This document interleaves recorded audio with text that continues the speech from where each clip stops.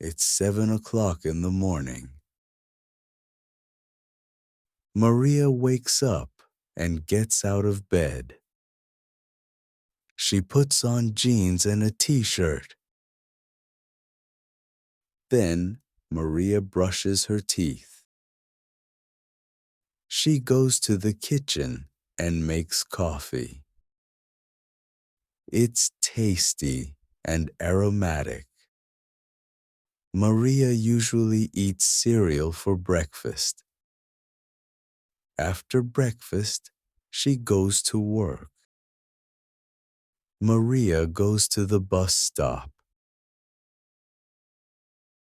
She waits for the bus for a long time. Finally, the bus arrives. She works in this building.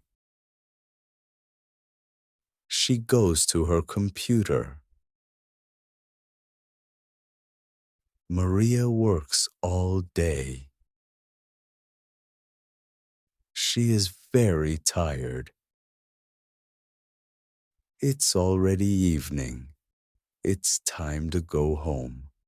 At home, Maria makes a simple dinner. She cooked meat with vegetables. After dinner, she reads a book.